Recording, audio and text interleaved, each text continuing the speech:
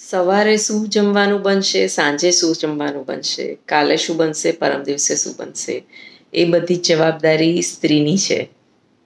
અને એટલે જ એણે વધારે ચોક્કસ થવાની જરૂર છે કે એવી રીતનું ડાયટ ગોઠવવું જોઈએ કે જેમાં બધા વિટામિન, પ્રોટીન, મિનરલ્સ બધું જ વારાફરતી બધાની બોડીમાં જાય એવી રીતનું એનું મેનુ હોવું જોઈએ. આજની મારી રેસીપી છે B12 ડેફિશિયન્ટ જે લોકો પણ છે, અને હું કહું છું કે આપણા ઇન્ડિયામાં 50% પબ્લિક B12 ડેફિશિયન્ટ છે, અને હું પણ B12 ડેફિશિયન્ટ જ છું. વિટામિન ડી અને B12 લગભગ બધામાં ઓછું આવે છે, બાળકોમાં પણ ઓછું આવે છે, અને એને વધારવાનો આપણી પાસે જે ઉપાય છે એ આજે હું લઈને આવી રહી છું.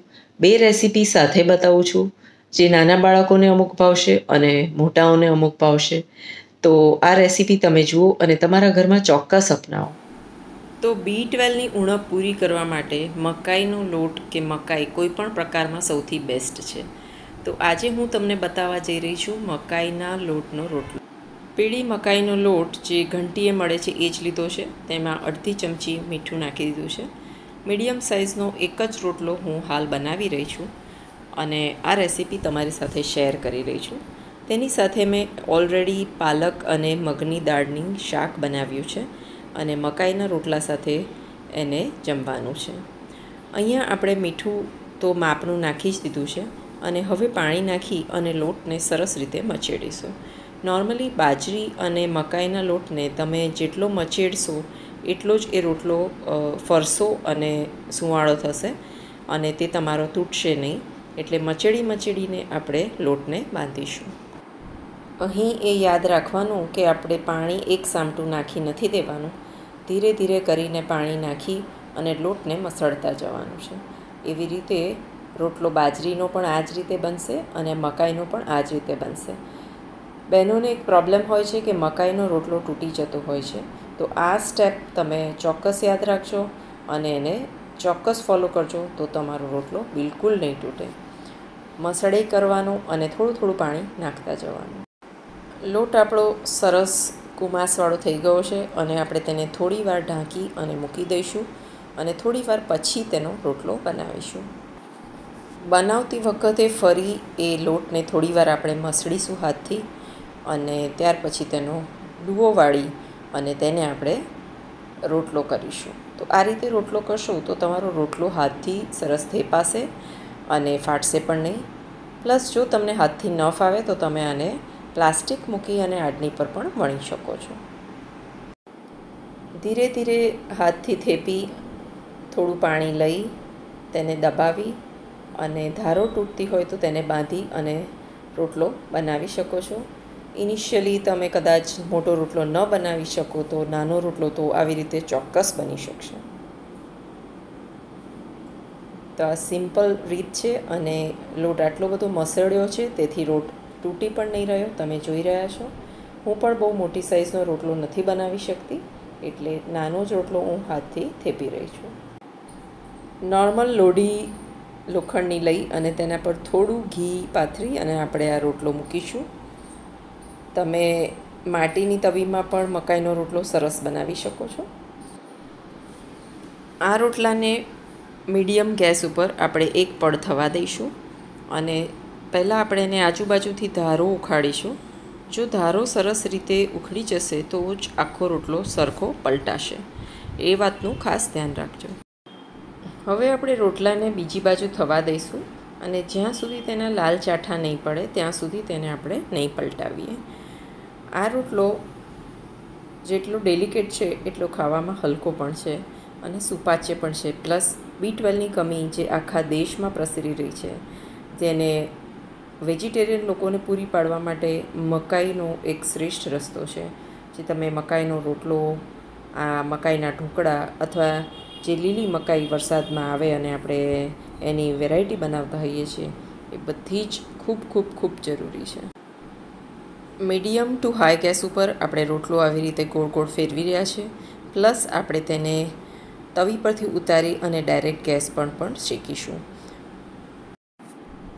તો મકાઈનો રોટલો આપણો આવી રીતે સરસ તૈયાર થઈ જશે અને તેને આપણે ગરમ ગરમ ઉતારી અને ઘી લગાવી અને તેને જમીશું.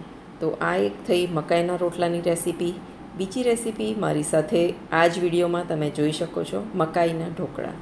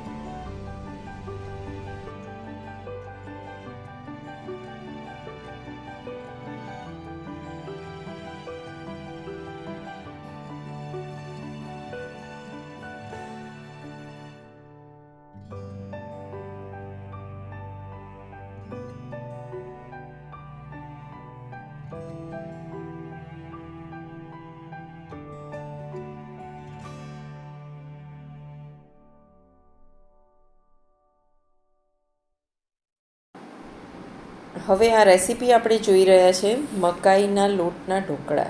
જે લોકો રોટલા નથી ખાતા એને પણ તમારે B12ની કમીની પૂરી કરવી હોય તો તમે કેવી રીતે કરી શકો. તો સૌથી પહેલાં આપણે જે વાસણમાં ઢોકળા મૂકવાના હોય તેને ગ્રીસ કરી લેવું અને ગ્રીસ કરી અને સ્ટીમરમાં ગરમ કરવા મૂકી દેવું. આ ફર્સ્ટ સ્ટેપ છે ઢોકળા કરવા માટે. હવે આપણે એક બાઉલમાં 1 કપ લોટ લઈશું. પીળી મકાઈનો કકરો લોટ છે. મારી પાસે અડધો કપનું માપ છે એટલે મેં 2 વાર નાખ્યું છે. એટલે 1 કપ તમે પીળી મકાઈનો લોટ લેશો. હવે તેમાં આપણે અડધો કપ દહીં નાખીશું. દહીં ખાટું હશે તો ખાટ મીઠા ઢોકળા થશે અને મોડું હશે તો પણ ચાલશે. હવે આમાં આપણે 1 સ્કૂપ ઓઇલ એડ કરીશું, તેથી ઢોકળા થોડા લીસા થશે. હવે આની અંદર આપણે ઝીણું કાપી અને લીલું મરચું એડ કરી દઈશું. એકદમ બારીક કાપીશું અથવા તમે ક્રશ કરેલું મરચું પણ નાખી શકો છો. હવે આમાં આપણે અડધી ચમચી મીઠું નાખી દઈશું. હવે આનું બેટર બનાવવા માટે આપણે તેમાં સ્ટાર્ટિંગમાં 1/2 કપ પાણી નાખીશું અને જેમ જરૂર પડતી જશે તેમ બીજું પાણી ઉમેરીશું. બેટર આપણે ઢોકળાનું જેવું બનાવતા હોય એવું બનાવીશું. ફરીથી આપણે 1/2 કપથી થોડું ઓછું પાણી એડ કરીશું અને બેટર બનાવીશું. ધીરે ધીરે પાણી એડ કરીશું એટલે પાણીની જરૂરિયાતનો આઈડિયા આવશે. હવે આપણું ઢોકળા જેવું બેટર તૈયાર થઈ ગયું છે. તેમાં આપણે 1/2 ટીસ્પૂન ટાટાનો ખાવાનો સોડા એડ કરીશું અને તેના ઉપર સ્લાઇટ પાણી નાખી અને બેટરને સરસ રીતે હલાવી દઈશું, જેથી સોડા એક્ટિવેટ થઈ જશે અને ઢોકળા સરસ પોચા તૈયાર થશે. આ બાજુ આપણો ગ્રીસ કરેલો ડબ્બો પ્રીહીટ થઈ ગયો છે અને તેમાં આપણે આપણું બેટર એડ કરી દઈશું અને આ ઢોકળિયાના કુકરને આપણે લગભગ 12 થી 15 મિનિટ માટે ઢાંકીને મકાઈના ઢોકળાને ચડવા દઈશું.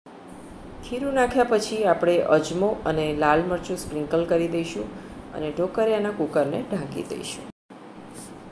12 થી 15 મિનિટ પછી જ્યારે આપણે સ્ટીમર ખોલ્યું તો આપણા મકાઈના ઢોકળા કમ્પ્લીટલી તૈયાર થઈ ગયા છે. આપણે તેને ઠંડા થવા દઈશું અને ત્યારબાદ તેનો વઘાર કરીશું. વઘાર જે નોર્મલી આપણે બધી જ ટાઈપના ઢોકળામાં કરતા હોઈએ છીએ એ જ વઘાર અહીંયા કરીશું. તેલ મૂકીશું, તેની અંદર રાઈ, લીમડો અને લીલા મરચાંનો વઘાર કરી અને ઢોકળા એડ કરી દઈશું.